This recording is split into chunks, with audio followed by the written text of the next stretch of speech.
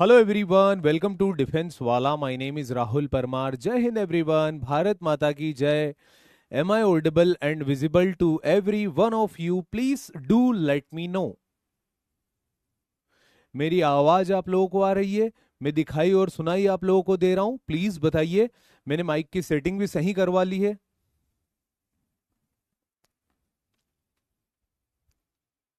जय हिंद एवरीबॉडी. जय हिंद. अब तो कोई इश्यू नहीं है. मैंने माइक की सेटिंग सही करा ली, गर्म पानी पी लिया, मैं भी चीख के बोल सकता हूं, माइक भी अपना काम करेगा. आप भी अपने कान को थोड़ा सा ऐसे साफ कर लो. ठीक है, बोलो भाई. हाँ, चलो शाबाश. तो अभी तक हम जो टॉपिक पढ़ रहे थे, दैट इज द जियोमॉर्फोलॉजी.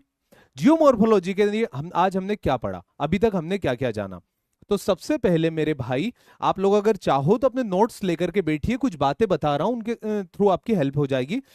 तो सबसे पहले मैंने आप लोग को बताया था यूनिवर्स क्या होता है, कैसे बनता है, उस यूनिवर्स के बनने का कारण, the big bang theory. Big bang theory के बाद the formation of stars, the life cycle of star, galaxy, solar system, sun, planet, minor celestial bodies. इन सभी के बारे में मैंने आपको यूनिवर्स में पढ़ाया था.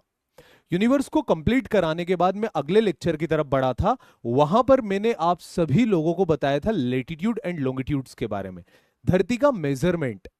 तो मेजरमेंट हमने देखा था with the help of horizontal line, with the help of vertical lines.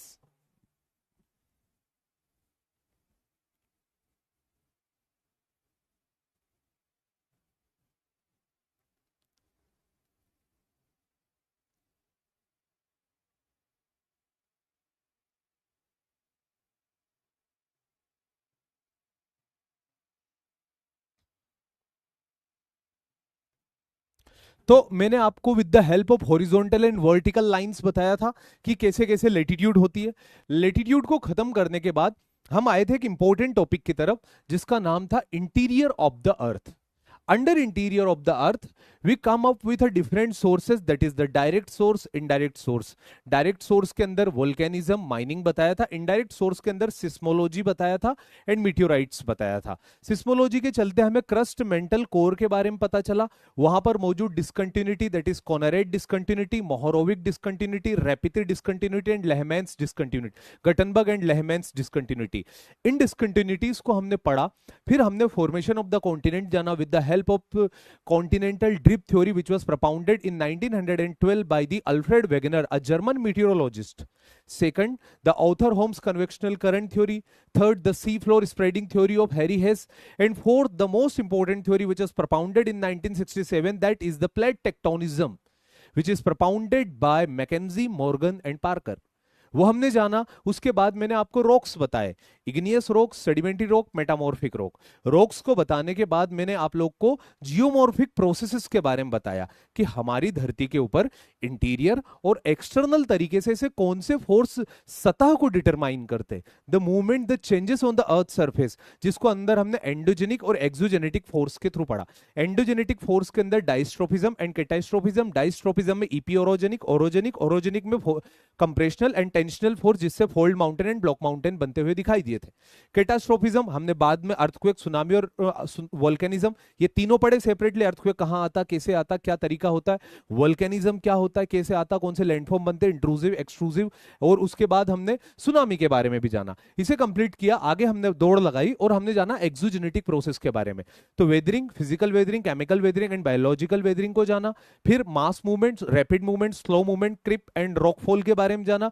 फिर erosion by running water, erosion by ground water, erosion by winds, erosion by sea waves and erosion by glacier. और इन्हीं चीजों से होने वाले deposition को देखा. ये सब कंप्लीट अर्थक्वेक, सुनामी, वोल्केनिज्म, इन्हें पढ़ा हमने. So this is the unit of geography known as geomorphology, which contained approximately 25% of geography. हमारी ज्योग्राफी का 25% डेटा इसके पास था, जो हमने आज तक गेन किया. इसी से जुड़ा हुआ मैंने एक इंपॉर्टेंट टॉपिक आपको पढ़ा दिया, फिजियोग्राफी ऑफ इंडिया. फिजियोग्राफी के अंदर हम फिजिकल फीचर्स पढ़ते, जैसे पहाड़, जैसे पठार, जैसे मैदान, जैसे खाइयां, जैसे मरुस्थल. तो मैंने आपको उनके बारे में बताया कैसे, with the help of geomorphology. पहले जियोमॉर्फोलॉजी में आपको पहाड़ बनना बताया, पठार बनना बताया, इनकी परिभाषाएं बताई, फिर उन्हीं का अप्लाइड फॉर्म मैंने इंडियन ज्योग्राफी के अंदर आपको पढ़ाया। आज मैं फिर से आता हूं अपनी यूनिट की तरफ। इस यूनिट का नाम है एटमॉस्फेयर यानी क्लाइमेटोलॉजी। तो आज मैं ज्योग्राफी, भौतिक ज्योग्राफी यानी फिजिकल ज्योग्राफी की दूसरी यूनिट, जियोमॉर्फोलॉजी के बाद दूसरी यूनिट यानी भूमंडल के बाद अब मैं जाता हूं वायुमंडल की तरफ। और आज मैं आपको वायुमंडल से जुड़े कुछ तथ्य बताऊंगा। बट हाँ, क्योंकि कुछ पार्ट हमारा जियोमॉर्फोलॉजी मतलब फिजियोग्राफी ऑफ इंडिया का छूटा हुआ है, 4-5 आइलैंड्स थे जो छूटे हुए थे, पहले उनको कंप्लीट कराऊंगा, then we will go ahead. तो शुरू करते हैं। रिकैप के अंदर हमने पढ़ा था physiography. Today we will going to cover atmosphere. उससे पहले आइलैंड्स देखो, यहां पर कल मैंने आइलैंड्स बताया था लक्षद्वीप। लक्षद्वीप को जान लीजिए। लक्षद्वीप जो आइलैंड है वो मोल्डीव्स, मोल्डीव्स एक दूसरी कंट्री है। एक बार हमने एक वो भी चलाया था, मोल्डीव्स को अवॉइड करना है जब कुछ गतिविधियां गलत हुई थी। तो मोल्डीव्स और लक्षद्वीप्स, लक्षद्वीप्स, मोल्दीव्स, दीव्स, दीव्स, ये दोनों एक दूसरे से सेपरेट होते 8 डिग्री चैनल से, ये हमेशा याद रखिएगा। ठीक है। फिर हमारी एक इलाका है जिसका नाम है मिनिकोय, एक आइलैंड है, वो मिनिकोय आइलैंड कावरती से अलग होता 9 डिग्री चैनल से। What does mean by this channel sir? ये चैनल का मतलब होता है, ये जो डिग्री है ये लेटीट्यूड है। जैसे 8 डिग्री नॉर्थ लेटीट्यूड, तो वहां पर पानी के रास्ते को चैनल बोल दिया। 9 डिग्री नॉर्थ लेटीट्यूड, वहां पे पानी के रास्ते को चैनल बोल दिया। तो Maldives and Lakshadweep are separated by the 8 degree channel, Minicoy and Kavaratti is separated by the 9 degree channel. Same goes here भी हमने पढ़ा था कि निकोबार और अंडमान के सारे आइलैंड एक दूसरे से अलग है 10 डिग्री चैनल से, ये पढ़ा था हमने। याद करो कि कोर निकोबार और ग्रेटर निकोबार जो नीचे की तरफ आते हैं, और अंडमान से दोनों सेपरेट है with the help of 10 degree channel, जो कि 150 किलोमीटर चौड़ा चैनल है। ग्रेट निकोबार और इंदिरा पॉइंट ये सब नीचे आते हैं। ठीक। इसके बाद एक क्वेश्चन है आप लोगों से, सीडीएस 2018 क्वेश्चन है, 8 degree channel separate which of the following? कौन सी चीजों को 8 डिग्री चैनल सेपरेट करता है? इंडिया को श्रीलंका से, लक्षद्वीप को मालदीव से, अंडमान को निकोबार से, इंदिरा पॉइंट को इंडोनेशिया से। Please go ahead. ये यहां तक जाएगा, मैं पोल बंद कर दूंगा, है ना।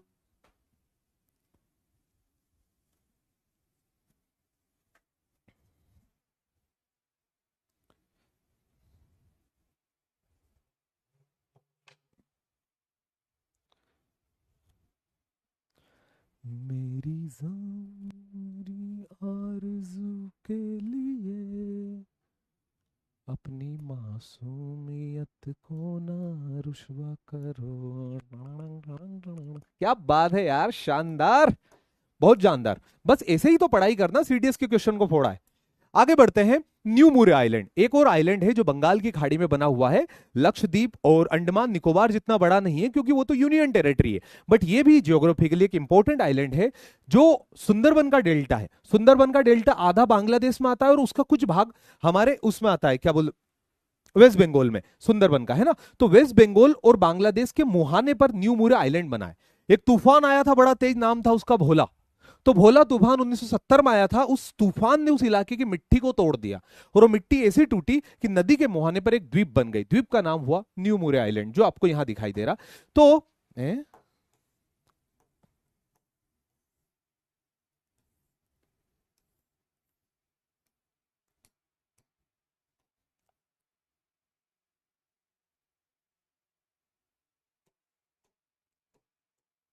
लिखिए first point, offshore to Sundarban, Sundarban के डेल्टा के पास में है ये, है ना। दूसरा, disputed between India and Bangladesh. क्यों, ऐसा क्या है सर इस मिट्टी में, क्यों डिस्प्यूटेड है? Because it has shell gas reserve.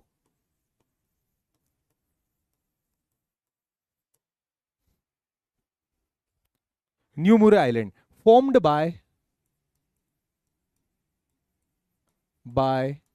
Bhola cyclone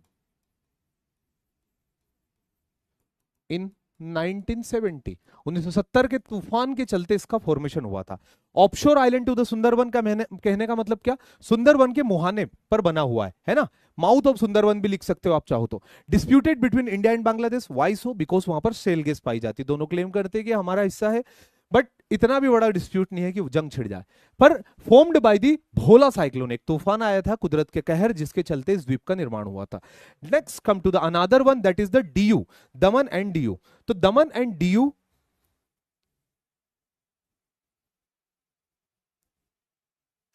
DU situated in south coast of Gujarat.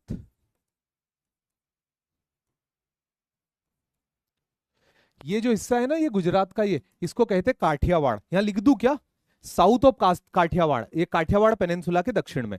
Gujarat ऐसा बना है ना, देखो गुजरात ऐसा बना है, तो ये यहां पर है दमन, ये सोमनाथ के मंदिर के पास, सोमनाथ का नाम सुना। दमन डीयू जो है ना, सोमनाथ से 80 किलोमीटर दूर है। हमने क्या किया था 2017 में, आई आस्क माई पेरेंट्स कि मेरे दोस्तों को एक एजुकेशन टूर पे जाना है और मुझे भी उनके साथ जाने की इजाजत दीजिए माते। तो मेरी मम्मी ने मना कर दिया, पढ़ाई लिखाई कर, चला बड़ा घूमने। तो मैंने मेरे दोस्तों को कहा यार मेरी मम्मी ने तो मना कर दिया, वो तो नहीं जाने देगी। तो हमने सोचा कि क्यों ना हम मेरा मोबाइल बेच दें। तो मेरे पास एक मोबाइल हुआ करता था लावा का, 2017 में। लावा नहीं, ओप्पो था, लावा तो बाद में लिया था उसको बेच के। तो लावा का ओप्पो का मोबाइल था। ओप्पो का मोबाइल मेरे दोस्तों ने कहीं बात कर ली जुगाड़ में, तो उसने बोला 5500 रुपये में मैं ले लूंगा। नया फोन लिया था मैंने 9000 का, तो 5500 का मतलब होता 5500, 5500 रुपये में मोबाइल बेचा।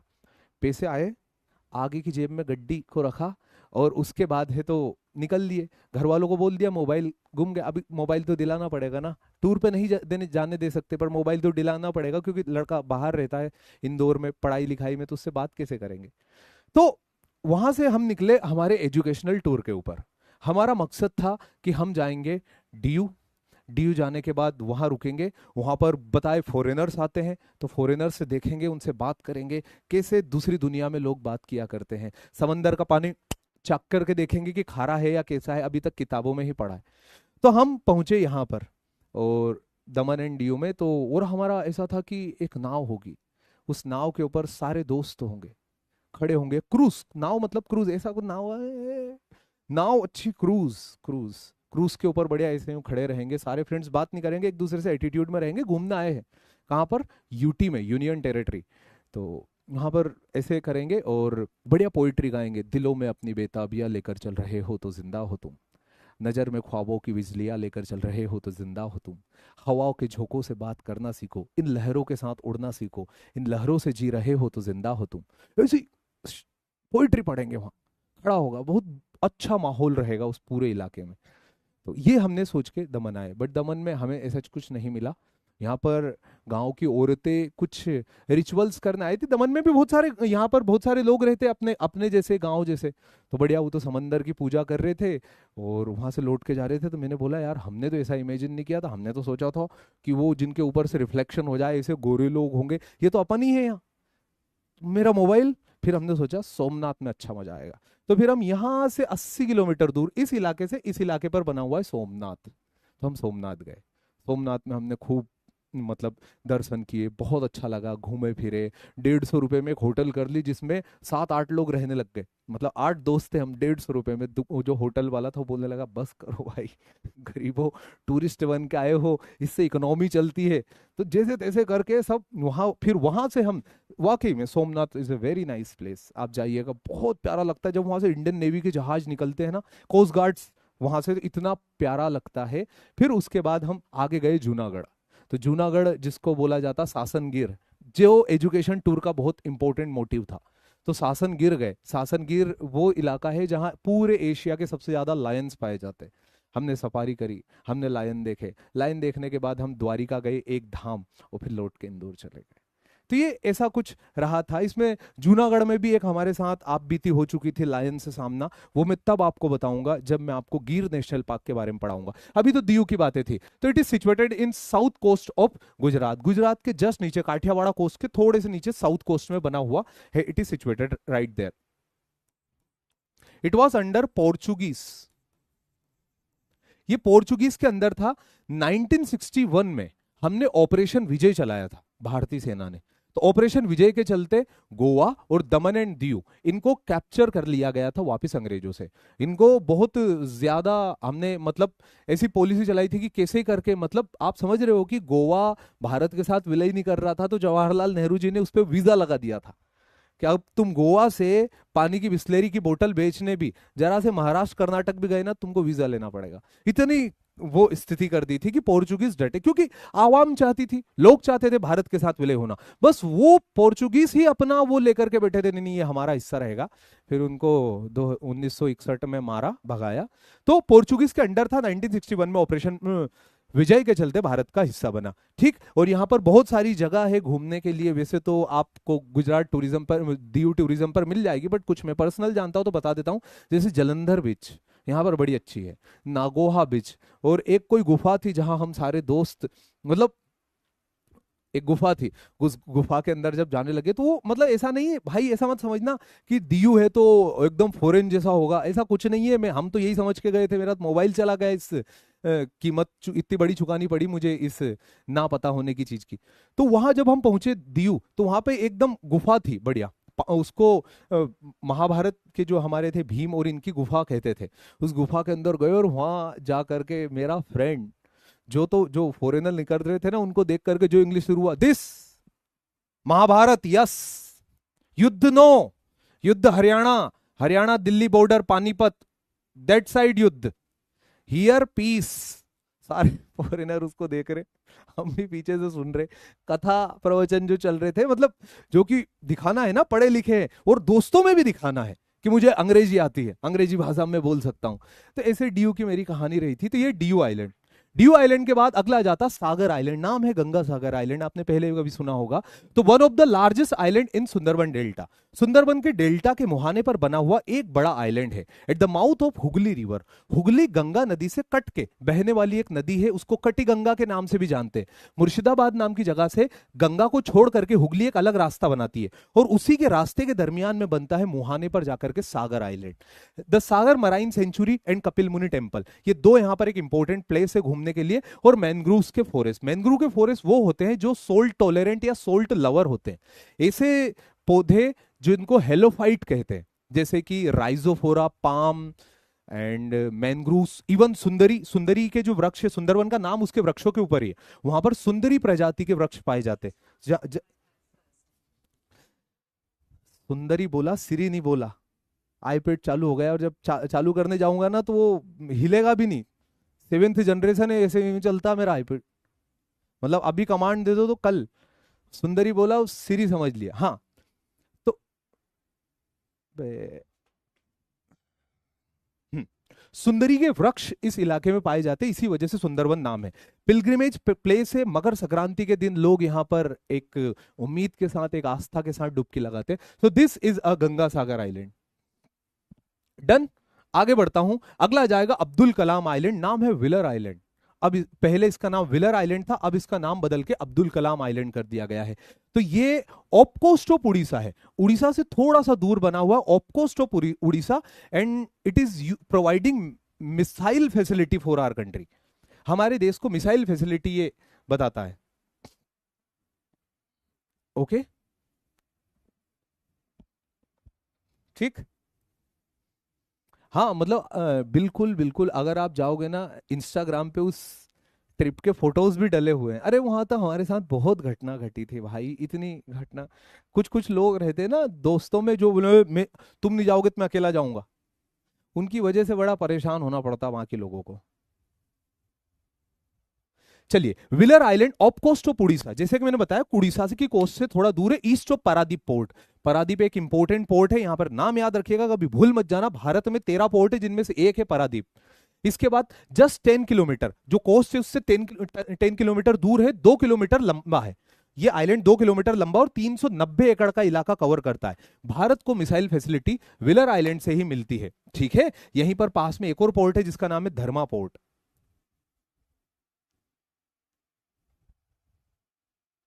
सर आप बोले 150 में 8 लोग रहते हैं, हम चिल्ला के हंस दिया। ये पता, आज ये बात आपको मुझे बताने में ऐसा लग रहा, उस समय हम रो दिए थे उसके सामने, होटल वाले के सामने, प्लीज प्लीज भाई भैया कर दो, स्टूडेंट है, मोबाइल बेच के आए हैं, थोड़ा तो वो रहम कीजिए, ऐसा करके 150 में भी रो गाल लिए थे। उसने बोला भाई देना हो तो दे दे, इतने भी, वरना रेन बसेरा भी है बस स्टैंड पे। तो मेरे कुछ फ्रेंड बोल रहे क्या पास में वो सस्ता पड़ेगा क्या? अरे मैंने कहा 150 में काफी है भाई, कितना आएगा, 20-20 रुपए आएगा और क्या।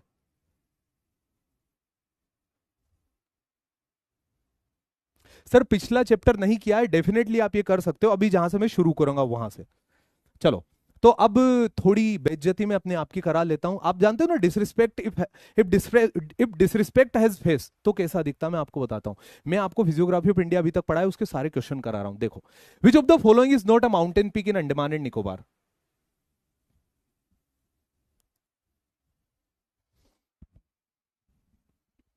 ऑफ कोस्ट का मतलब होता तन्वी किनारे से दूर, उसे ऑफ कोस्ट बोलते हैं। और दूसरा एक और था, किसी ने पूछा था शेल गैस क्या होती है। जैसे पेट्रोल होता ना, पेट्रोल की तरह ही एक नेचुरल गैस होती है जो एज एन फॉसिल काम करती है, उसे शेल गैस बोलते हैं। सर रिक्वेस्ट एक्सेप्ट कर दो बेटा, वो थोड़ा ना उसमें आप ऐसा उम्मीद मुझसे मत किया कीजिए कि मैं आपको इंस्टा पर रिक्वेस्ट एक्सेप्ट करके रिप्लाई दे दिया करूंगा, क्योंकि मैं उसमें थोड़ा कच्चा हूं। हाँ, आप सामने मिलोगे तो मोहब्बत में कभी कमी नहीं रहेगी, आपको हमेशा मानूंगा। आप कभी मिल भी जाओगे तो भी हमेशा कहीं भी, बट वो जो आप सोचोगे सर इस पे रिप्लाई दे दो, उस पे रिप्लाई, ये मेरे से थोड़ा कम ही हो पाता है। मैं करता हूँ ट्राई मेरा। मैंने बोला ना, उड़ीसा में भी उड़ीसा वाले स्टूडेंट के साथ मेरे साथ दिक्कत हो गई थी, उसने जनवरी में भेजा था, मैंने जून में देखा मेरे जन्मदिन पे। हाथियों ने पीटा पीट मचा दी थी वहां, मैंने बताया तो था आपको। लखनऊ आ रहा हूँ 25 तारीख के दिन। चलो, तो माउंट माउंट लॉट से, ये देखो मैंने बोला ना, इफ डिसरिस्पेक्ट हैज फेस तो कैसा दिखेगा, वो ऐसे दिखेगा। अभी तो रुको, ये आती है तिब्बत के अंदर, बाकी ये तीनों की तीनों इंडिया के अंदर है। अगला बताइए, which of the following coast of India located between Krishna and Cape Comorin?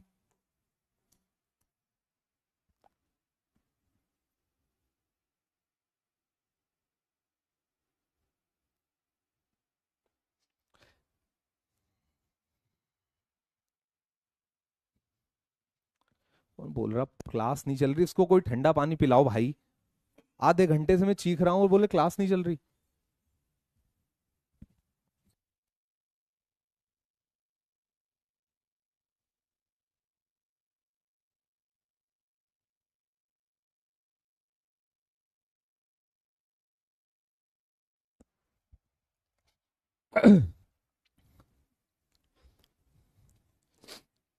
चलो भाई, तो कौन सी कोस्ट है केप कोमोरिनो उसके बीच में?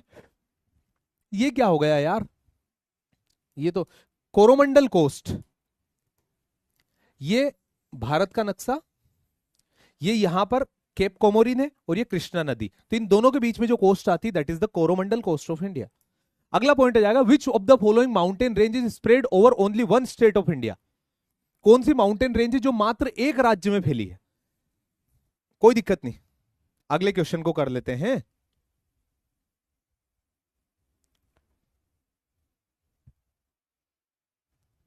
अरे ठीक है, नहीं आ रहा ना, हमको जल्दी वैसे भी आगे बढ़ना है, हमारी नई यूनिट पे आगे बढ़ना। मैंने आपको कल, कुछ स्टूडेंट्स को ऐसा लगा था कि सर क्लास थोड़ी बोरिंग हो रही है, कल बच्चे कमेंट कर रहे थे, तो मैंने उसको थोड़ा एग्जोटिक और इंटरेस्टिंग बनाने की कोशिश की है। सर ज्योग्राफी को पढ़ने का तरीका बता दीजिए।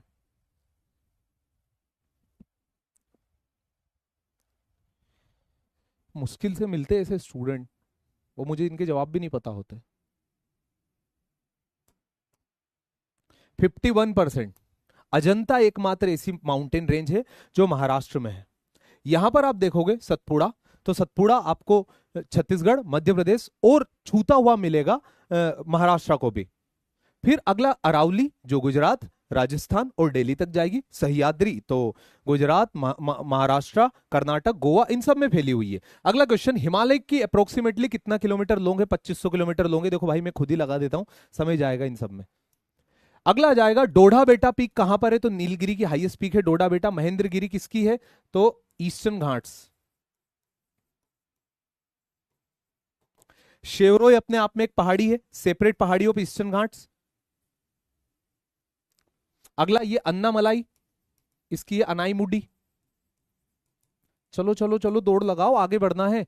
नीसी ट्राइब्स, मैंने कल बताया था कि एक ट्राइब है जो अरुणाचल प्रदेश में पाई जाती, वो नीसी ट्राइब है। वो कहां पाई जाती? क्वेश्चन, अरे यार मैंने बोल दिया, वो पाई जाती अरुणाचल प्रदेश में। ये पूछे गए क्वेश्चन है। हर जो चीज, मेरे लफ्ज जो थे, हर जगह से प्रश्न उठ के आए हैं, तो आप लोग को सीरियस होकर के पढ़ना चाहिए।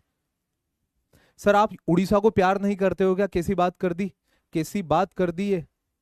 उड़ीसा मेरे ख्याल में ट्रेजर से भरा हुआ एक इलाका है जिसको बहुत जल्दी एक्सप्लोर करना चाहिए, जिसके अंदर सटकोसिया है, भीतर कनिका है, कोणार्क सन टेम्पल है, जगन्नाथपुरी है, भगवान जगन्नाथ की जगह, साथ ही साथ चिलिका लेक है जहां दैत्य पाए जाते, सोल्ट वाटर क्रोकोडाइल, इतना बेहतरीन है। पंचम पटमलाई, इतना तुमको भी नहीं पता होगा।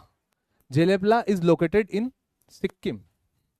जेलेपला, नाथुला, एनजे। अगला, द थार डेजर्ट के अंदर शिफ्टिंग सैंड ड्यून्स को आम आदमी की भाषा में धरियन कहा जाता है। डेजर्ट, फर्टाइल प्लेन, ये क्वेश्चन सुनने लायक क्वेश्चन है, थोड़ा ध्यान सुनिएगा। डेजर्ट भी है, फर्टाइल प्लेन्स भी है, मॉडरेटली फॉरेस्टेड भी है। देश के किस हिस्से की मैं बात कर रहा हूं?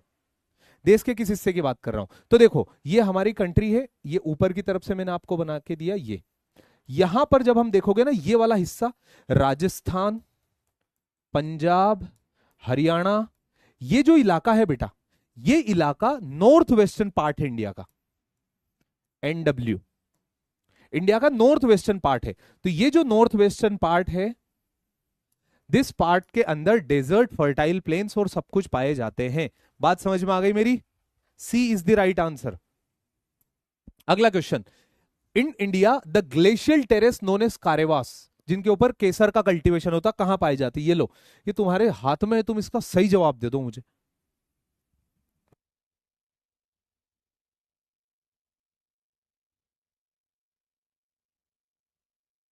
नर्मदापुरम कब आओगे? यार जब आप बुला लो, आप मेरा स्टूडियो वहां लगा दो, मैं नर्मदा कभी ना छोड़ू।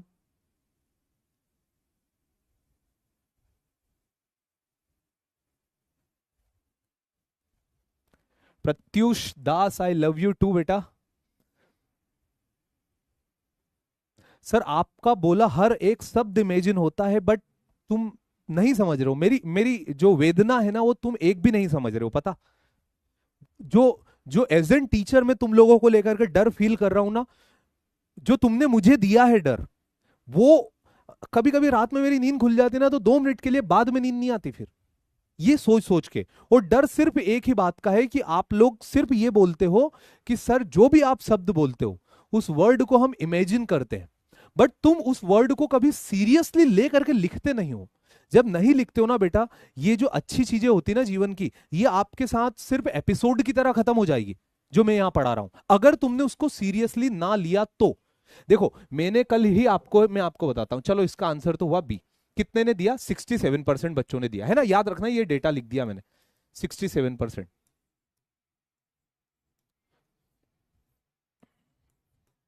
इतने बच्चों ने सही जवाब दिया। मेरी बात सुनो, कल मैंने आपको झेलम की वैली, कल मैंने आपको ग्लेशियल टेरेसेस के बारे में बताया था। जस्ट मेरी बात हाँ या नाम जवाब दो। कल मैंने आपको बताया था कि यहां पर केसर का कल्टीवेशन होता है इस मिट्टी के ऊपर। ये प्लीस्टोसिन इरा की lower slopes of Pir Panjal पर जमी हुई मिट्टी है, ये मैंने कहा था। कल मैंने आपको दाने दाने में केसर का स्वाद वाला टाइटल भी बताया था, याद है आपको? कल इमेजिन करो, जस्ट कल की क्लास, जस्ट कल की क्लास मैंने बताया था कारेवास को, बहुत माइन्यूटली आपको एक्सप्लेन किया था मैंने। पता क्यों? ताकि यहां से क्वेश्चन उठा है तो इन गधों के सामने ये आ जाए और इसको सही कर दे। अब तुम पता क्या लेते हो? हा हा हा हा हा, मजा आ गया, मजा आ गया, राहुल सर हो रहा, राहुल सर रोस्ट। मुझे नहीं चाहिए वो इमेज, मुझे चाहिए कि उस बात से तुम ये ध्यान में रख लो। और आज ये 67 का डेटा अगर 85 होता तो नहीं मैं इज्जत फील करता। मैंने क्या बोला था, इफ डिसरिस्पेक्ट हैज फेस, तो ये है जो मुझे मिलती है। और मैं क्या करूं, या तो मैं आपको सीरियस होकर के यहां बोल दूं कि कश्मीर के अंदर शेफ्रॉन का कल्टीवेशन होता है एक मिट्टी के ऊपर, जिस मिट्टी को कारेवास बोलते हैं। ये कारेवास मिट्टी ग्लेशियर्स के नीचे जमा हुई थी, जिसको लेक्स्टाइन डिपॉजिट बोलते, प्लीस्टोसीन इरा के अंदर। या तो ये देख लो, इसमें भी कोई दिक्कत नहीं, इसमें लेक्चर थोड़े जल्दी खत्म होंगे, ये भी एक वो है।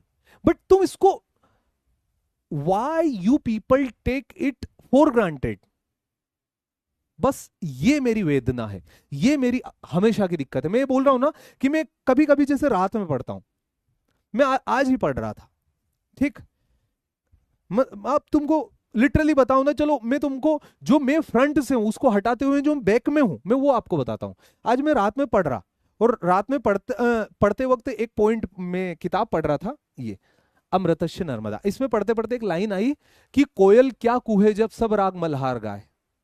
मतलब कि कोयल को क्या ही कूहने की जरूरत है जब हर कोई राग मल्हार गा रहा।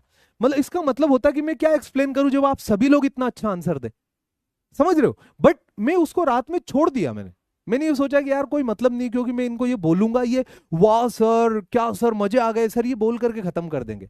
ये लोग कभी वो मौका नहीं देंगे कि मैं इनको डिटेल में एक्सप्लेन कर दूं, या फिर ये उसको डिटेल में याद रख ले। आप प्लीज रिस्पेक्ट करो उन लफ्जों की जो निकले हैं जबान से। मैं कोई सी भी चीजें, लिटरली बेटा कोई सी भी चीजें यहां यूं ही नहीं बोल रहा हूं, समझ रहे हो मेरी बात। लिटरली मैं सेंस यूं ही नहीं बोल दे रहा हूं कि कुछ नहीं था बोलने को लिए इसलिए बोल दिया। मुझे रिस्पेक्ट है उस 1.5 घंटे की जो आपको और मुझे मिला है साथ पढ़ने के लिए। इससे अगर इंटरेस्ट जगाना है तो आपको हर एक पॉइंट को सीरियसली लेना होगा। बेटा मैंने ना इतनी किताबें पढ़ी है, आप मेरी तरह उनको एक बार में याद नहीं कर सकते। मुझे खुद को ये सब अपने दिमाग में बिठाने के लिए सविंदर सिंह, माजिद हुसैन, जी गिलियोंग, 11th क्लास, एनसीईआरटी, डॉक्टर खुल्लड़, और साथ ही साथ गांव में बड़े बूढ़ों के साथ बैठा, तब जाकर के चीजें। तो आप इनको याद नहीं रख पाओगे सुन के, इनको आपको लिखना ही पड़ेगा, बस that is my point. Okay, आगे बढ़ रहा हूं मैं। चलो अगला क्वेश्चन है जाएगा, जो एक पाल घाट है। पाल घाट के बारे में कल मैंने आपको बताया था। पाल घाट कौन कौन से दो इलाके को कनेक्ट करता है? मदुरई को तिरुवनंतपुरम से, चेन्नई को कोच्चि से, मुंबई को पुणे से। बताइए किस किस को कनेक्ट करता? बहुत सिंपल क्वेश्चन।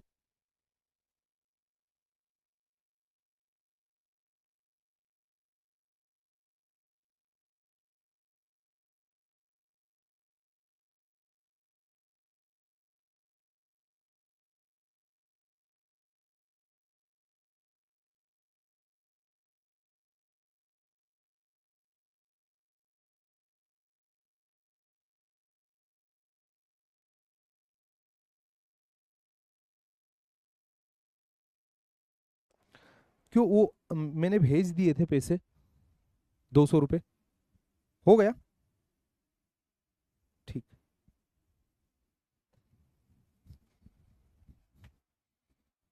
हम्म, चेन्नई को कोच्चि से कनेक्ट करने का काम करता है पालघाट।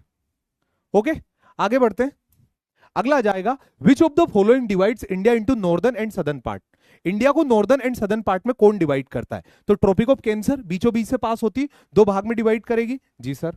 इसके बाद अगला आ जाएगा, ये कुछ पीक्स हैं, ये क्वेश्चन आप बहुत बढ़िया करोगे। ये एक तरफ पीक्स है और एक तरफ रेंजेस है, इसको कर दो फटाक से, मैं अगले टॉपिक की तरफ बढ़ूंगा, दैट इज द एटमॉस्फियर। ये क्वेश्चन आराम से सोच के करो, गलत मत करना।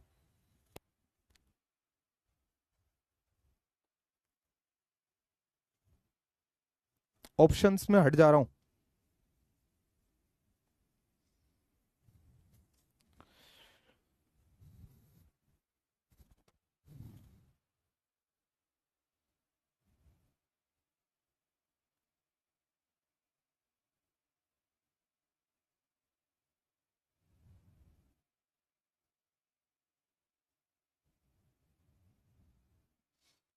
मेरी दिल मेरे आरज़ू के लिए अपनी मासूमियत को ना रुसवा करो। चलो भाई जोड़ते, हिसाब लगाएं। तो गुरु शिखर अरावली, डोढ़ा बेटा नीलगिरी, अनायमुडी, अन्नामलाई, धूपगढ़, सतपुड़ा। आह, 2 3 1 4, 2 3 1 4 मतलब 2 3 1 4 है, 2 3 1 4, B is the answer.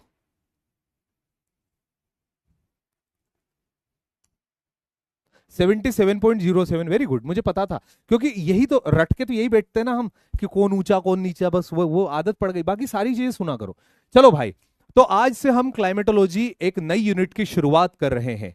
Are you ready everyone, every one of you? Climatology, no बेटा I am not married. Climatology शुरू करें एवरीवन। देखो, जो भी अभी तक जिसका पुराना बैकलॉग हो उसे मेरी ओर से माफ किया जाता है और यहां पर इनवाइट किया जाता है। यहां पर मुझे पुरानी क्लास का कोई ताल्लुकात नहीं है, मतलब ये यूनिट ही अपने आप में एक अलग है, ये यूनिट। तो आप बेफिक्र होकर के इसको पढ़िए, सुनिए, आपको मजा आ जाएगा। ज्योग्राफी मतलब क्लाइमेटोलॉजी, मतलब ऐसा समझ लो कि तुम्हारे भाई की फेवरेट यूनिट है, तो फिर तो क्या ही मजा है इसमें। तो आज हम बात करेंगे मौसम विज्ञान के बारे में, यानी क्लाइमेटोलॉजी। तो शुरू करें जी सर जी। सबसे पहले बात करते हैं sir, what is climatology? Climatology का मतलब क्या होता है?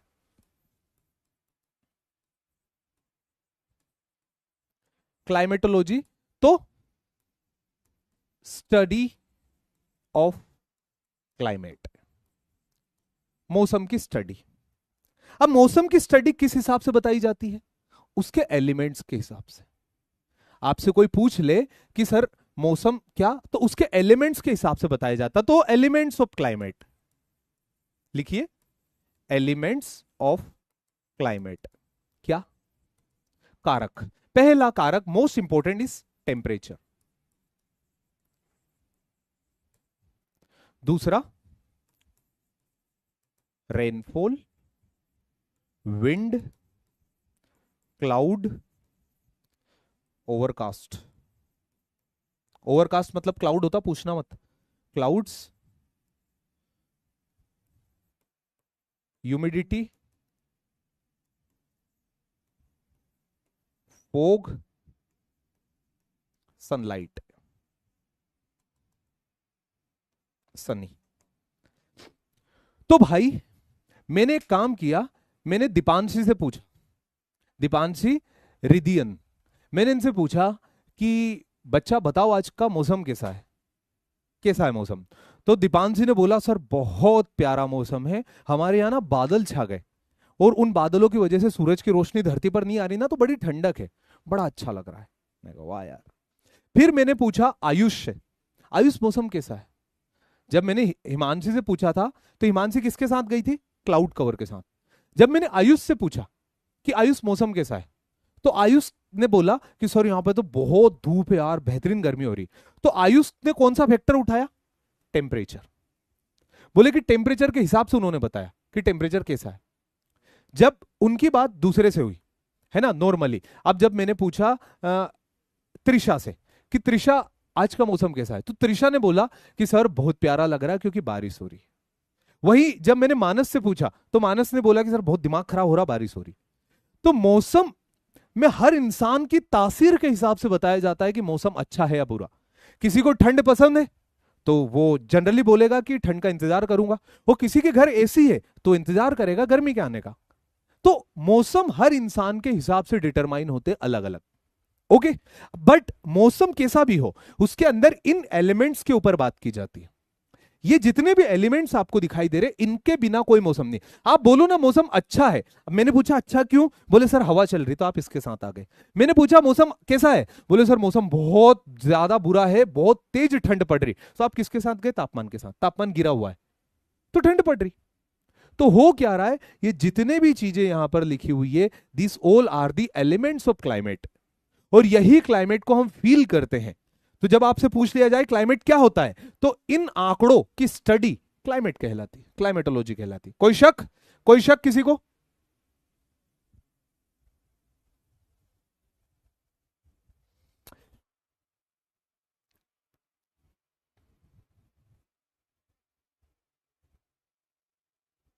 हल्की धूप, मध्यम सी हवा। ये देखो यार, क्या शायराना अंदाज में, सूफियाना अंदाज में पेश किया उन्होंने उनका आलम उनके आसपास का, कि सर हल्की धूप है और मध्यम हवा।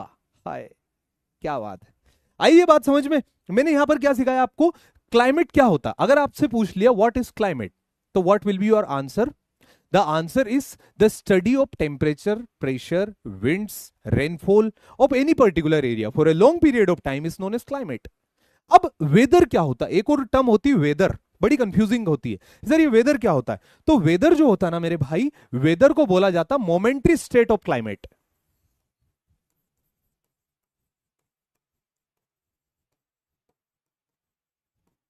Momentary state of atmosphere is known as weather. मतलब जब ये फिनोमिना आपका डे टू डे वेराई करे एंड शॉर्ट एरिया में, तो उसे हम बोलते वेदर।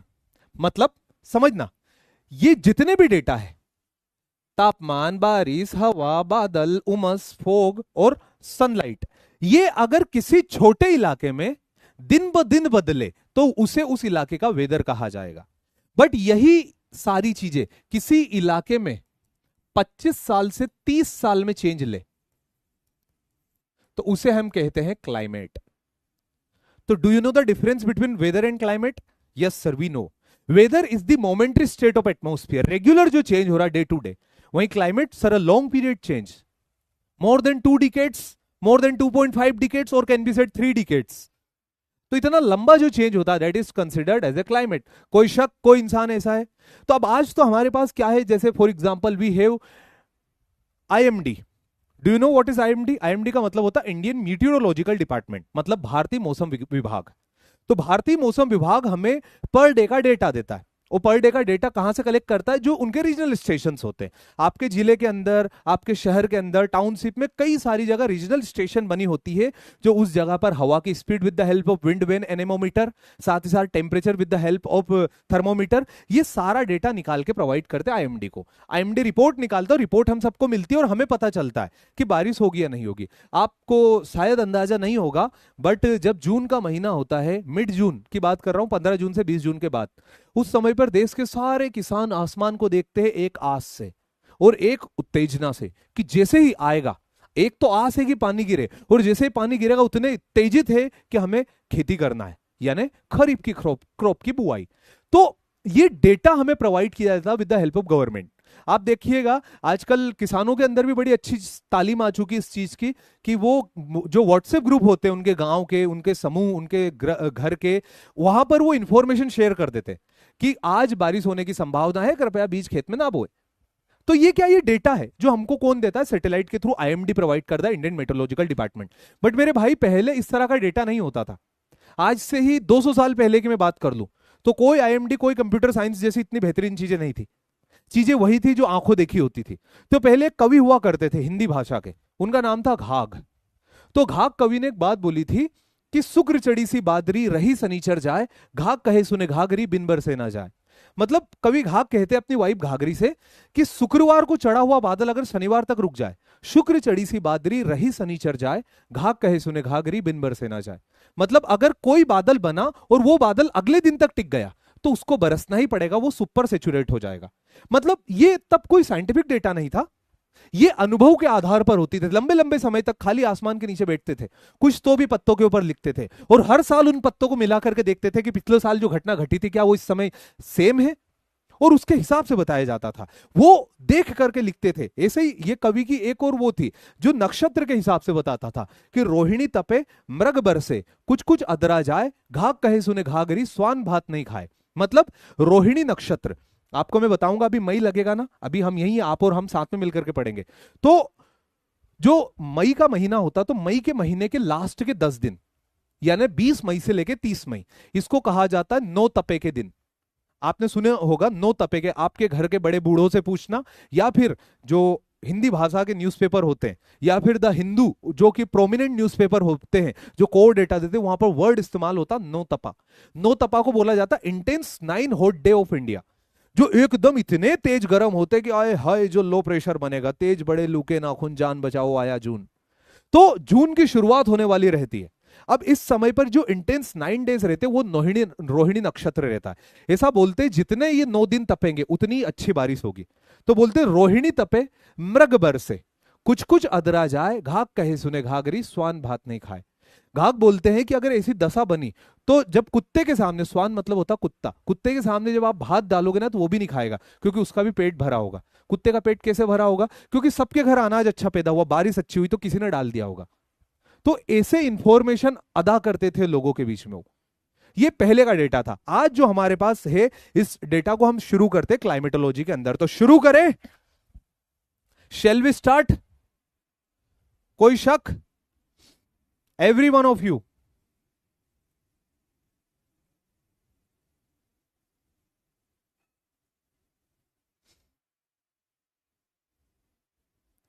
बताइए। मैंने आपको सिर्फ दो चीज बताई है। क्लाइमेट क्या होता, क्लाइमेटोलॉजी क्या होती, वेदर क्या होता।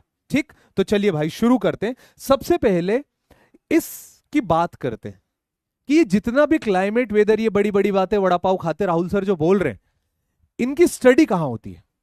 तो climate, climatical data, weather related data, इन सभी को हम होता हुआ देखते हैं एटमॉस्फेयर के अंदर।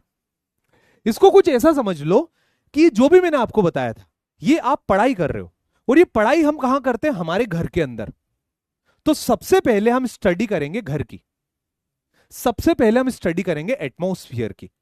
ओके, तो पहला काम एटमॉस्फेयर को जानना, दूसरा काम उसके अंदर के फिनोमिना। तो पहला, our atmosphere is surrounded by blanket of gases. हमारी जो धरती है, ये धरती एक गैस के ब्लैंकेट से ढकी हुई है, और उस गैस के ब्लैंकेट को हम एटमॉस्फेयर बोलते हैं। उस गैस के ब्लैंकेट को हम एटमॉस्फेयर बोलते हैं। मतलब कि ये धरती है, धरती इस गैस से घिरी हुई है। हाँ, और ये जो गैस हमें दिखाई दे रही, इस गैस की स्टडी एटमॉस्फेयर की स्टडी होती है। मतलब आप इसे ऐसा समझ लो कि जैसे एक शादी का कार्ड होता है, शादी में जाते हैं हम सभी लोग, गए, आप भी गए, मैं भी गया हूं शादी में। तो जब हम शादी में जाते थे, एक पॉइंट नोटिस किया होगा कि जो कार्ड हमें देते हैं, वो लिफाफा, एनवेलप, तो एनवेलप के अंदर शादी का कार्ड रखा होता है। तो एनवेलप है धरती का एटमॉस्फेयर, और वो कार्ड है धरती। कुछ ऐसा समझो कि सराउंडिंग का जो जिसने कवर करके रखा है, दैट इज द एटमॉस्फेयर, और जो अंदर रखा हुआ है दैट इज द अर्थ। चलो मैं अपने पे आकर के पढ़ाता हूं, एक मिनट के लिए आओ, ध्यान से पढ़ो। तो our blanket is surrounded by, our earth is surrounded by blanket, and that blanket is known as atmosphere. आप देखो ना, धरती को इसने कैसे कवर करके रखा है। An atmosphere is a mixture of many gases. Atmosphere is a mixture of many gases and some solid and liquid particles.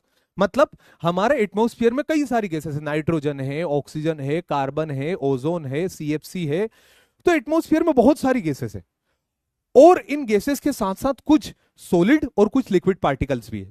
In solid और लिक्विड पार्टिकल्स को कलेक्टिवली एरोसोल बोलते हैं। मुझसे मत पूछना एरोसोल क्या होता है, मैं पहले ही तो आपको बता रहा हूं। सॉलिड और लिक्विड पार्टिकल जो एटमॉस्फेयर में पाए जाते हैं, इनको कलेक्टिवली बेटा हम एरोसोल बोलते हैं। Okay, the atmosphere has no outermost boundary.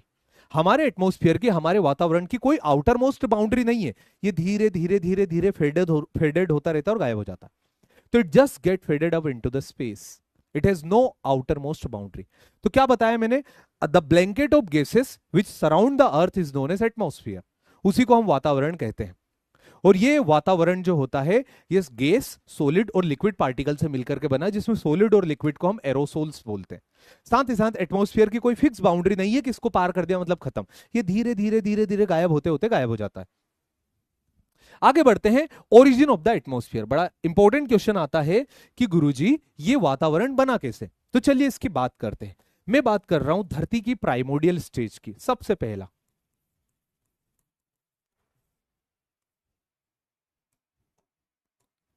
चमचम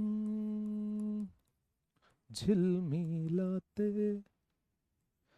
ये सितारों वाले हाँ। प्राइमोडियल स्टेज, प्राइमोडियल स्टेज का मतलब होता है धरती का शुरुआती दौर। जब आपका जो प्राइमोडियल स्टेज बताऊं मैं, जब आपका बचपन था, आप एकदम छोटे से, मम्मी पापा दीदी भैया कोई भी हमें गोद में लेकर के घूमता है, that is the primordial stage, शुरुआती तौर। तो प्राइमोडियल स्टेज, प्राइमोडियल स्टेज में बहुत सारे वोल्केनिज्म हो रहे थे। हाँ सर, हो तो रहे थे। कैसे पता तुम लोग को? सर जब आपने वो बताया था ना इग्नियस रॉक, तो वहां भी आपने बोला था ज्वालामुखी फटती थी, लावा निकलता था, रॉक बनती थी, उसे इग्नियस रॉक बोला था। अरे समझदार है यार। तो चलिए फिर आइए, प्राइमोडियल स्टेज में ज्वालामुखी फटे। जब ज्वालामुखी फटे तो ज्वालामुखी के अंदर से गैसेस, वाटर वेपर और डस्ट निकल के आई। ये पता तुमको? हाँ सर पता है ना, जब आप वोल्केनिज्म पढ़ा रहे थे तब आपने बताया था कि वोल्केनो के अंदर से water vapour, dust, volcanic ash, volcanic core ash, lapillis और लावा जैसी चीजें निकलते। अरे यार तुम तो बहुत समझदार आदमी हो। तो फिर से सुनो। तो गैसेस और वाटर वेपर निकली। वाटर वेपर का मतलब जानते हो क्या होता? वाटर वेपर का मतलब होता है, अबे भाई, हेलो हेलो, अरे अंकित भाई कैसे हो? हाँ, मैं आता हूँ है ना, क्लास लेकर के बैठो, तुम पानी वानी पियो। हेलो जी गुरु जी।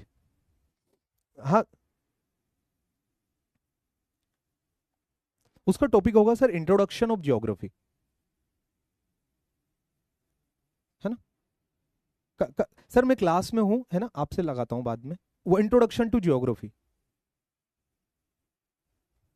हाँ, ओके, ठीक जी सर। कहाँ थे? हाँ, तो गैसेस, वाटर वेपर, डस्ट निकली। कहां से निकली? ज्वालामुखी के अंदर से निकली। ज्वालामुखी कहां थी? धरती के शुरुआती दौर में, जो एकदम एक्सट्रीम स्टार्टिंग फेज था धरती का, जब धरती दल दल थी, एक आग का गोला थी, उस समय वोल्केनो फटी जिसपे से वाटर वेपर निकली। जी गुरु जी। फिर क्या हुआ? फिर हुआ ये वाटर वेपर का कंडेंसेशन। कंडेंसेशन का नाम सुना है? नहीं। कंडेंसेशन मतलब कि धरती पर सूरज की, सुना होगा ना, धरती पर सूरज की रोशनी गिरती है, पानी भाप बन के ऊपर उड़ता है, उसे इवापोरेशन बोलते हैं। ये भाप का पानी आगे बादल बन जाता है, उसे कंडेंसेशन बोलते हैं। ये पानी बरसने लगता है, उसे प्रेसिपिटेशन बोलते हैं। सुना होगा इवापोरेशन, कंडेंसेशन, प्रेसिपिटेशन। बोलो हाँ, मेरा दिल बैठा जा रहा, तुम लोग इतनी बड़ी बड़ी किताबें पढ़ पढ़ के यहाँ 12वीं में आए हो। कंडेंसेशन सुना होगा। कंडेंसेशन मतलब बादल का बनना। नहीं सुना ना तो मैं आपको कंडेंसेशन डीप में पढ़ाऊंगा, पर जब क्लाइमेटोलॉजी में क्लाउड्स पे पहुंचूंगा। अभी सिर्फ बोल के खत्म कर रहा हूं। तो वाटर वेपर जो है, वाटर वेपर हुई कंडेंस। जैसे वाटर वेपर कंडेंस हुई तो क्या बनेगी? ये आगे यहां पर क्लाउड, बादल बने। जी गुरु जी। वाटर वेपर हुई कंडेंस और कंडेंस होने से बने बादल। जी सर जी। जब बादल बने तो बादल के बनने के बाद क्या होता है? बादल बनने के बाद बारिश ही होती है, और क्या होगा? तो बादल बना, बादल बन के हुई बारिश, रेनफॉल। ओके। तो पहले प्राइमोडियल स्टेज थी, ज्वालामुखी फटी, गैस, वाटर वेपर, डस्ट निकली, वाटर वेपर कंडेंस हुई, कंडेंस होने से बादल बने, बादल बन के बारिश हुई। और जब बारिश हुई तो धरती पर जितने गड्ढे थे, ये धरती है हमारी ऊंची नीची धरती, ऐसे आपको दूर से गोल दिखाई देती, पास से देखोगे ना तो कहीं पहाड़, कभी खाई, कहीं गड्ढा, कहीं ऐसी दिखाई देती पास से। तो ऐसी धरती थी। अब जब रेनफॉल हुई तो धरती के लो लाइंग एरिया थे ये गड्ढे, इन गड्ढों के अंदर भर गया पानी। बोलो हाँ। जी सर। थोड़ा सीरियसली बोलो हाँ। Yes sir. ठीक है। तो इन गड्ढों के अंदर भर गया पानी। अब इन गड्ढों के अंदर एक बैक्टीरिया ने जन्म लिया। ये जो गड्ढे थे, इन गड्ढों के अंदर एक बैक्टीरिया ने जन्म लिया यहां पर। इस बैक्टीरिया का नाम था साइनोबैक्टीरिया। अब साइनोबैक्टीरिया ने की एनारोबिक रेस्पिरेशन। एनारोबिक का मतलब क्या होता है? ऐसी रिएक्शन जो ऑक्सीजन की एब्सेंट में हो। ऑक्सीजन तो थी नहीं, यहां तो कोई बातचीत हुई नहीं है ऑक्सीजन की दूर दूर तक। मैंने तो अभी ओ भी नहीं बोला, सही बताऊं तो ऑक्सीजन तो पूरा छोड़ दो। तो साइनोबैक्टीरिया जो थी, इसने एनारोबिक रेस्पिरेशन किया in the absence of oxygen. Cyanobacteria ने जब रेस्पिरेशन किया तो रेस्पिरेशन के चलते इसने ऑक्सीजन बाहर निकाली अपने मुंह से। मतलब इसने क्या किया? कार्बन डाइऑक्साइड को कंज्यूम किया और रिटर्न में ऑक्सीजन निकाली, जैसा पेड़ पौधा करते हैं। तो शुरुआती तौर किससे हुई? साइनोबैक्टीरिया से। और ये ऑक्सीजन हमारे एटमॉस्फेयर में आई, उसके बाद आप में ये पेड़ पौधे, यहां पर जीवन संभव हुआ। एक मेंटेन टेम्परेचर बना, ऑक्सीजन उतनी गर्म नहीं होती जितनी कि कार्बन रखती है एटमॉस्फेयर को। तो एक फेवरेबल कंडीशन बनी, और उसी फेवरेबल कंडीशन के साथ शुरू हुआ आपका दौड़, इवोल्यूशन। इवोल्यूशन आपके यूनिसेल्युलर, मल्टीसेल्युलर और बाकी सौम्या मैम से जाने। तो यहां तक बात आई हमारी, मैंने आपको जीवन यहां तक ला करके बता दिया कैसे आया। सबसे पहले धरती पर प्राइमोडियल स्टेज में वोल्केनिज्म हुआ। ये वोल्केनिज्म लग रहा है कि नहीं? वोल्के बहुत अजीब लग रहा, वो आप लोग तो के ही लिखे होंगे यार। कितनों के नोट्स खराब करूंगा मैं अब। वोल्केनिज्म ये है वो गधे, उसको के लिख लिया होगा, वो पास था ना।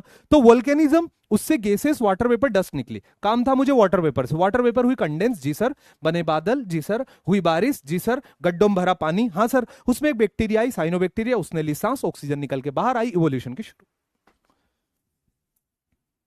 पढ़ लेते हैं इसको, क्या बोलता है। ये बोल रहा है the early atmosphere of the earth was different from the now.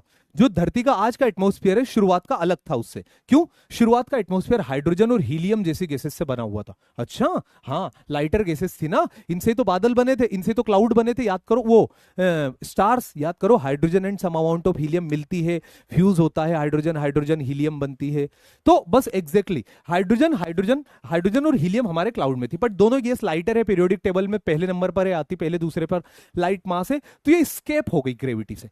धरती की ग्रेविटी भी उतनी स्ट्रांग नहीं थी शुरुआती तौर में, प्राइमोडियल स्टेज में। तो ये हाइड्रोजन और हीलियम को हम पकड़ नहीं पाए, ये उड़ गए हवा के साथ। फिर क्या हुआ? During the early stage of life earth there is extensive volcanism, बहुत सारे ज्वालामुखी फटे। सो डिफरेंट गैसेस, बहुत सारी गैसेस, जैसे nitrogen, carbon dioxide, sulphur dioxide और वाटर वेपर निकल के बाहर आई।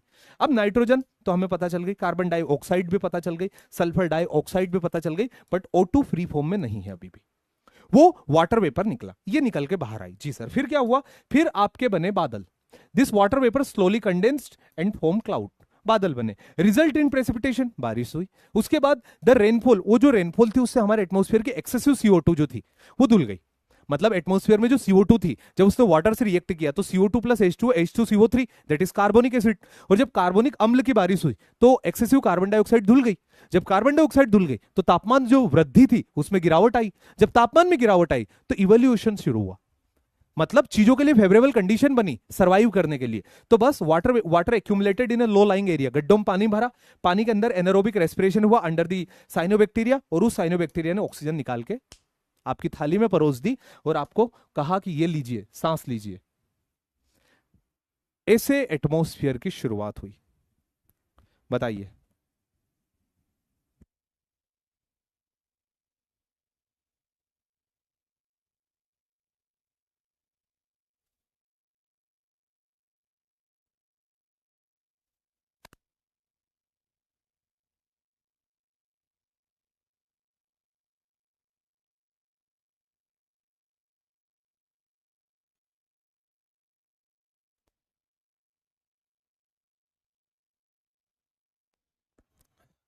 Done, no doubt, all clear, all set. पता था मुझे, जहर एकदम। चलिए आगे बढ़ते हैं। अब मैंने आपको बता दिया एटमॉस्फेयर बना कैसे, आया कैसे। अब ऐसा समझ लो, एटमॉस्फेयर हमारा घर, जो कि मैं पहले से बोलता रहा हूं। जब घर बनता है तो हम किस चीज से बनता है? ईंट, सीमेंट, रेत, ये लगती है ना। जब घर खड़ा करते हैं, घर बनता हुआ तो देखा होगा, भारत में ही रहते हो ना, हाँ, तो घर बनता हुआ देखा होगा। तो घर कैसे बनता है? या तो ईंट लगेगी, रेत लगेगी, सीमेंट लगेगी, पानी लगेगा और घर बनेगा। एग्जैक्टली सेम हमारे एटमॉस्फेयर को बनने के लिए तीन चीजों की आवश्यकता लगती है। एक तो गैस, जो सांस लेते हैं हम। दूसरा डस्ट पार्टिकल, जो एटमॉस्फेयर के अंदर कई मिलियंस में है, माइनर पार्टिकल, जो हमारी सांस के साथ हमारे अंदर भी चले जाते हैं। वो जो ज्वालामुखी से फट के निकलते हैं, जो हमारी गाड़ी जब चलती है तो जो धुआं निकलता है, और एटमॉस्फेयर के अंदर कई सारे, तो डस्ट पार्टिकल। और तीसरा, जब पानी भाप बन के ऊपर उड़ता है और इवापोरेशन होता है, जब पानी भाप बन के ऊपर उड़ता है और इवापोरेशन होता है, तो गैसेस, वाटर वेपर और डस्ट पार्टिकल, ये तीनों हमारे एटमॉस्फेयर के अंदर है। ओके, मैं शुरू करूंगा सबसे पहले गैसेस से। गैसेस क्या होता है? बड़े आगे, तो चलिए गैसेस से शुरू करते हैं। गैसेस दो प्रकार की होती है। एक होती बेटा कांस्टेंट गैस, एक होती वेरिएबल गैस। कांस्टेंट गैस वो गैस होती है, जो गैस, कांस्टेंट गैस वो गैस होती है जो जनरली, कांस्टेंट गैस वो होती है जो जनरली हमें, हाँ, कांस्टेंट गैस वो होती है जिसका परसेंट मोर और लेस एटमॉस्फेयर के अंदर सिमिलर होता है। मतलब यहां पर एटमॉस्फेयर चेंज नहीं, ये इसका परसेंट चेंज नहीं होता, ये इतनी ज्यादा होती है कि इनका परसेंट मोर और लेस फिक्स्ड ही रहता है। जैसे कि their composition always remain constant, जैसे कि नाइट्रोजन, ऑक्सीजन और नियोन। ऑक्सीजन अगर आप सोचो कि सर हम डेली कंज्यूम करते तो बढ़ता घटता नहीं है, अरे भाई धरती पर इतने पेड़ है, इतने पेड़ है, आपको पर्सनल बात बताऊं तो कि कुछ भी इतनी आसानी से उसका नहीं बिगड़ने वाला। ओके, तो इसका मोर और लेस परसेंट हमेशा सेम रहता है। ये वो गैसेस है सिमिलर परसेंट वाली, जो वेराई करती है रोज के रोज, जिनका परसेंट चेंज होता रहता है ना, not remain constant, that is carbon dioxide, ozone and methane. इनका परसेंट चेंज करता है। तो गैसेस समझ में आई दो प्रकार की। Doubt, you said in the starting on the earth containing O2 in primordial stage but water is always, बिल्कुल सही, मैंने बिल्कुल, ये देखो ये सुधांशु कुमार, खड़ा हो जा बेटा, चल चल खड़ा हो, कांच के सामने जाओ, जल्दी अपनी आंख में आंख डालो और प्रश्न पूछो।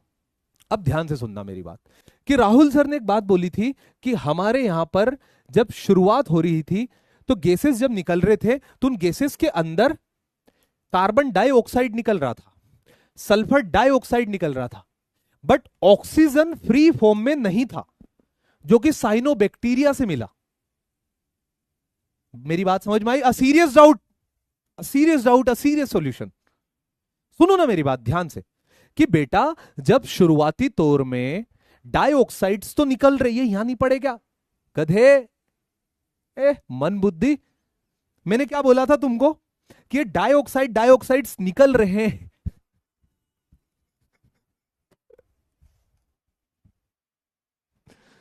How does CO2 वेराई but oxygen doesn't?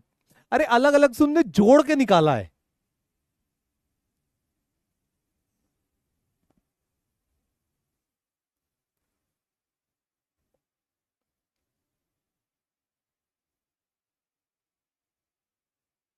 Sir don't focus on such student, नहीं बेटा उसका डाउट जेन्यून है, अरे वो गलत नहीं है, उनने जो पूछा वो सही है, बस मैं ये बोल रहा हूं कि जब मैंने तुमको एक्सप्लेन कर रहा था कि ये फ्री में नहीं निकल रहे, ये फ्री फॉर्म में, ये डाउट मुझसे 2020 में ही मेरे स्टूडेंट ने पूछ लिया था, तब से मैं जान गया था कि ये दिमाग में आता बच्चों के, इसलिए मैंने पता है एम्फेसिस किया था डाइऑक्साइड डाइऑक्साइड। आप पीछे जाकर के सुनना, भगवान की कसम अगर मैं झूठ बोला हूं पीछे जाकर सुनो। अभी मैं जब बोल रहा था ना डाइऑक्साइड डाइऑक्साइड, वो डाई के ऊपर में मेरा फोकस था, पता क्यों?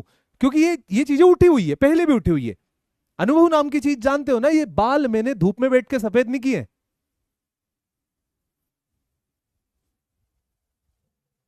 चलो आ जाओ, हो गई मस्ती, चिल हो गया, थोड़ा मूड फ्रेश हो गया। एक कोई तो चाहिए होता है यार, पर मिल जाता बहुत आसानी से तुम लोग की क्लास में, यूं आता सर मुझे पकड़ो आज।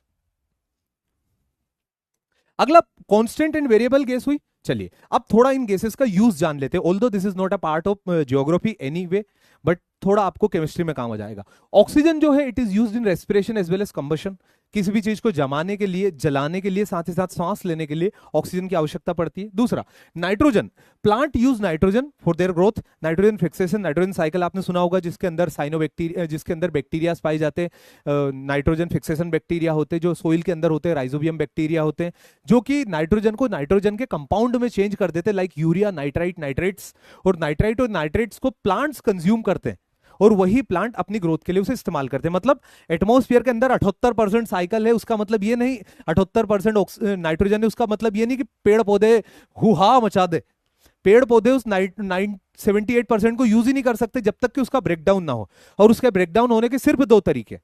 एक तरीका कौन सा है कि जब लाइटनिंग होती है, जब आसमान से बिजली चमकती है, तो बिजली उस N2 को NN में तोड़ दे, या एक पॉइंट तो वो, या फिर सोइल के अंदर मौजूद होते बैक्टीरिया, राइजोबियम बैक्टीरिया और नाइट्रीफाइंग बैक्टीरिया, वो उसे कन्वर्ट कर देते हैं। दूसरा जाता कार्बन डाइऑक्साइड, तो carbon dioxide is used by plant for photosynthesis, पहला पॉइंट तो ये, कार्बन डाइऑक्साइड का भी इस्तेमाल है भाई, उससे इतनी नफरत मत करो तुम लोग।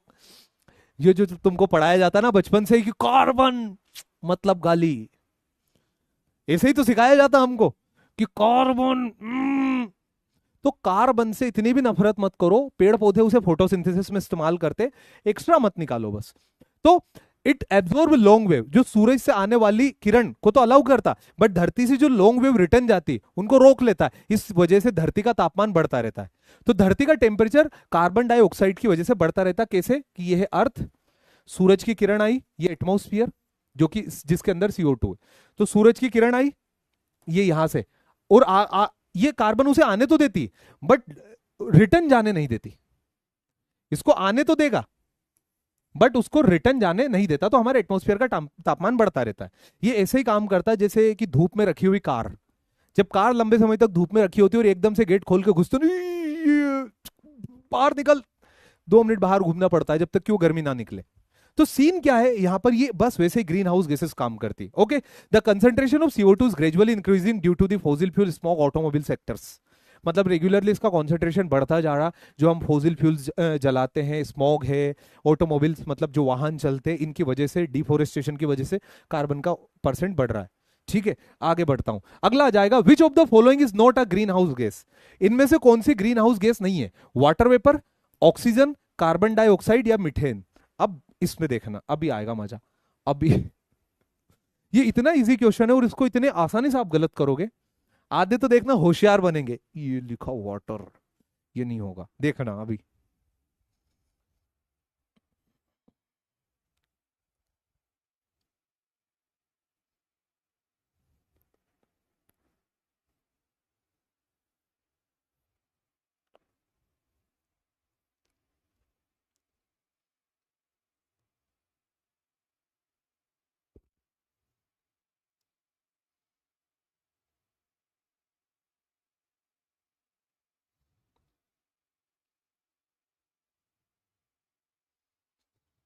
चलो, तो देख लेते, बी इज द आंसर, 42%। ये देखो 31 इसके साथ गए। वाटर वेपर को तो गैस मानते ही नहीं है। अच्छा रहा, एक क्वेश्चन हमें यही सिखाएगा कि वाटर वेपर गैस होती है। इस क्वेश्चन से हमें सिवाय ये सीखने के कि वाटर वेपर गैस होती, कोई दूसरी जरूरत नहीं थी। तो आज हम सभी शपथ लेते हैं और इस बात को जानते हैं कि water vapour is a gaseous form of water. पहले तो ये जानो कि वाटर वेपर भी गैस होती, पहला पॉइंट तो ये। दूसरा पॉइंट इससे आपको यह जानना है कि वाटर वेपर जो है वो ग्रीन हाउस गैस होती है। मतलब वाटर वेपर ठीक वैसे ही काम करती जैसे कार्बन डाइऑक्साइड। हमारा एटमॉस्फेयर गर्म जो होता है ना, वाटर वेपर की वजह से होता है। एसी कैसे काम करती है बताओ? एसी के काम करने का तरीका क्या होता है कि आपके कमरे की सारी जलवाष्प को खींच के बाहर फेंक देगी और फिर नॉर्मल पंखा चला देगी। तो वाटर वेपर आपके रूम को गर्म कर रही थी, जिसको एसी ने बाहर फेंक दिया, और फिर एक नॉर्मल पंखा भी आपको इतनी ठंडी हवा दे देगा ना, काय की भी जरूरत नहीं, क्योंकि गर्मी कौन बढ़ा रहा है? Water vapour. वो वाटर वेपर हमारी सांस से निकल रही, हमारे यहां पसीने से निकल रही है, और कई सारे चीजों से निकल रही वाटर वेपर, जो यहां पर रखी हुई होगी, लिविंग होगी, खाना पीना जो रखा रहता है। तो वाटर वेपर ऐसे ऐड हो रही, तो वाटर वेपर तो होगी। अब ऑक्सीजन नहीं है भाई, ऑक्सीजन ग्रीन हाउस गैस नहीं। ऑक्सीजन से आप किसी भी एंगल से नफरत नहीं कर सकते, ऑक्सीजन बहुत बढ़िया चीज होती है। ऑक्सीजन अच्छा, पर ऑक्सीजन की भी दिक्कत आपने समझी?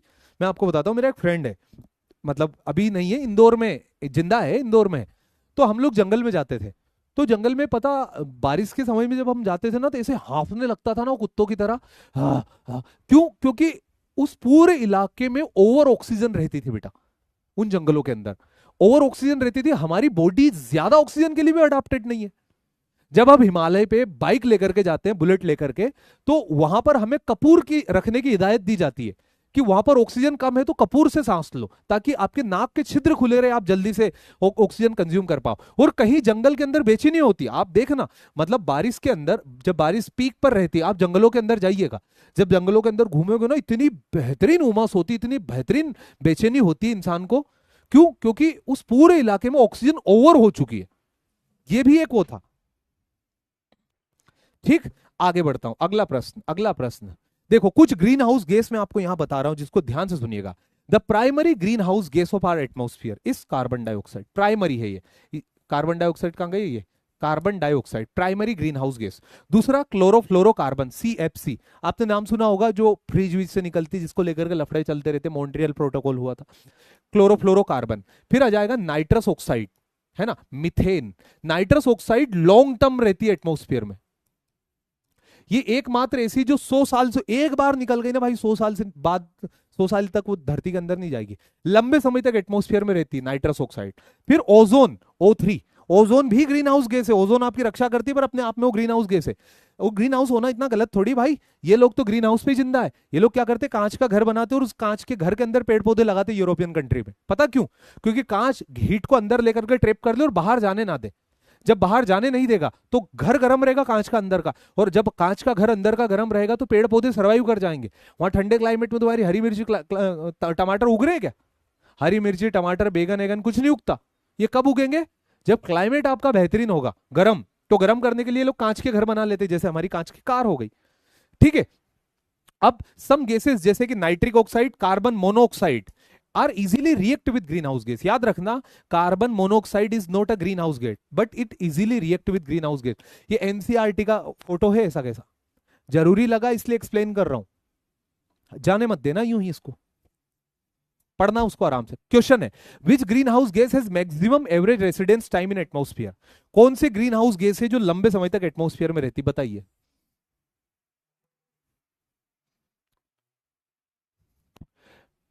ग्रीन हाउस गैस बिल्कुल तनवीन इंपॉर्टेंट है बेटा हमारे लिए। अगर ग्रीन हाउस गैस नहीं होगी ना तो धरती बहुत ज्यादा ठंडी भी हो जाएगी। मतलब जो टेम्परे एक नियमित तापमान के लिए ग्रीन हाउस का होना बहुत जरूरी है।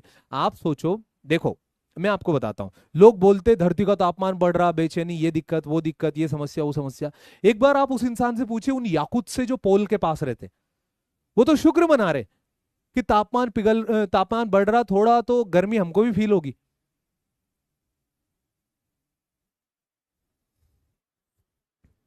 सर आंसर ऑलरेडी टिक है, तुम करके देखो उस पे टिक, में नहीं तुम्हारा मुंह तोड़ दूं अभी, पीटा पीट मचा दूंगा अभी, तुमको अभी सिखा के आया हूं। इसका आंसर है, अबे भाई मन बुद्धियों, ये तुम लोग पागल वागल हो क्या? खा पी के बैठते हो क्या?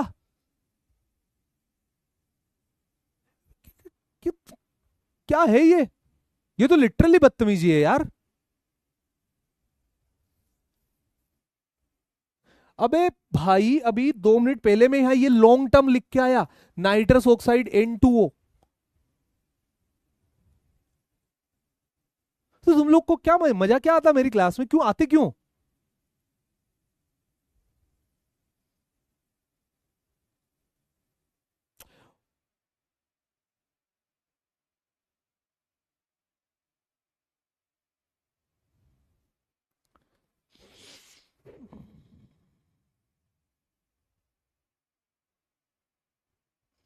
या, तुम लोग बोल रहे हो कि सर गजब बेइज्जती कर रहे हो, तुम लोग इज्जत डिजर्व करते हो किसी भी एंगल से, मुझे बताना तो।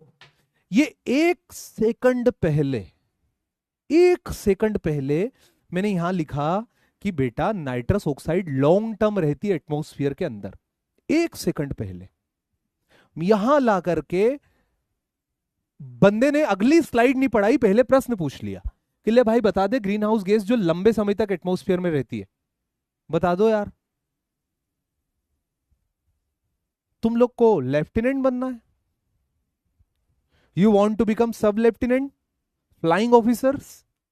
खड़े हो जाओ 1 मिनट के लिए, जस्ट फील फील इट। जिन्होंने भी गलत किया या फिर जिन्होंने भी उसको हल्के में लिया, मजाक में लिया, आप जस्ट 1 मिनट के लिए फील करो कि मुझे लेफ्टिनेंट बनना, मुझे सब लेफ्टिनेंट बनना है, मुझे फ्लाइंग ऑफिसर बनना है, रक्षा करना देश की। ये मेरे बड़े बड़े अल्फाज होते हैं लोगों के सामने, and this is me. Confuse कैसे हो सकते? कंफ्यूज नहीं हो सकते। यहां पर मेरी मक्कारी के सिवा कोई दूसरा कारण नहीं आ सकता। तुम मुझे जवाब दे सकते हो, दे दो, मैं एक्सेप्ट भी कर लूंगा, बट अपने आप से पूछने गलत क्यों हुआ?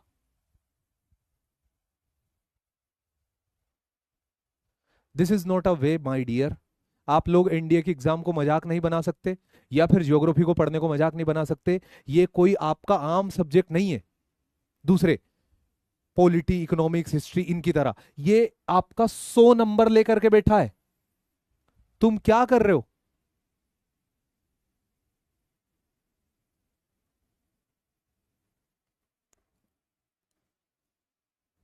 इतना सा बड़ा क्वेश्चन पढ़ने के लिए 45 सेकंड थे। ठीक है, करना अपने हिसाब से। अगला क्वेश्चन है, when heat rays reflected from earth back, carbon dioxide, nitrous oxide do not allow them to escape outside. These gases are known as noble gas, greenhouse gas, hot gas, blue gas.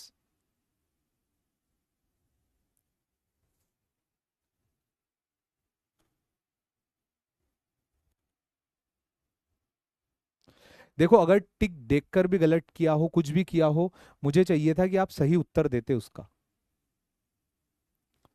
मैं आपको literally बहुत बहुत दिल से पढ़ाता हूं भाई।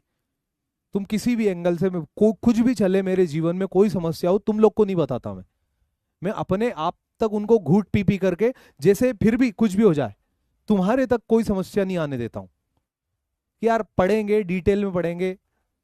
आप लोग को भी उस चीज की रिस्पेक्ट करनी चाहिए। मैं आप लोग का यहाँ wow sir, you are a great sir, you are genius teacher, god of geography सुनने के लिए नहीं बैठा हूं। मुझे चाहिए था वो 50-80 से ऊपर रहे, थोड़ा प्लीज एक टीचर का भी ख्याल रखा कीजिए।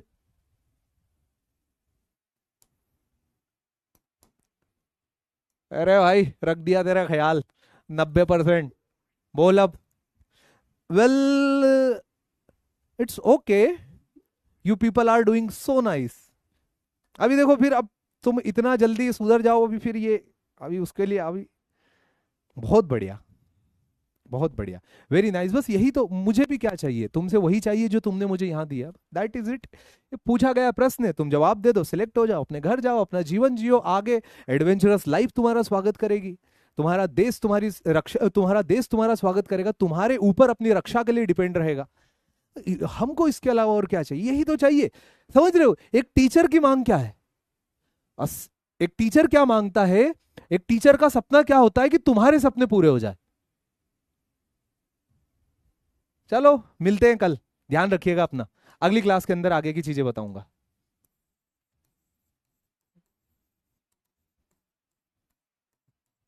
Take care of your self, आगे पढ़ेंगे अगली चीजें, आगे भी मजा आएगा आपको।